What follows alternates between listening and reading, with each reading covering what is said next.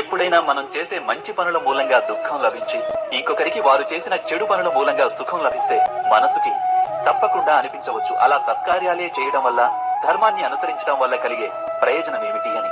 కానీ దుష్టాత్ములకు ఏమి లభిస్తుందో ఎప్పుడైనా గమనించారా? దుష్ట కార్యాలు తలపెట్టే వారి హృదయం ఎప్పుడూ అల్లకల్లోలంగా, ఎంతో చిరాకుగా ఉంటుంది. ఆ మనసులో అనుక్షణం కొత్త కొత్త సంఘర్షణలు ఉద్భవిస్తుంటాయి. అపనమ్మకం వారిని జీవితాంతం వెంటాడుతూ ఉంటుంది. ఇదేనా సుఖమంటే? అయితే ధర్మ మార్గాన నడిచేవారు, సత్కార్యాలు చేసేవారు, సచ్చీలురైన వ్యక్తుల మనసులు సర్వదా ప్రశాంతంగా ఉంటాయి.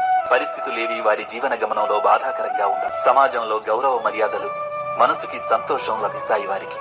అనగా సత్ప్రవర్తన అన్నది భవిష్యత్తులో లభించే సుఖాలకు మార్గం కాదు, సుఖానికి నిర్వచనమే సత్ప్రవర్తన. అదేవిధంగా దుష్ప్రవర్తన అన్నది భవిష్యత్తులో ఎదురయ్యే దుఃఖాలకు మార్గం కాదు. అధర్మం చేసిన క్షణమే అది దుఃఖాలను ఉత్పత్తి చేస్తుంది. ధర్మం ఆచరిస్తే సుఖం రాదు, ధర్మానికి మరో పేరే సుఖం.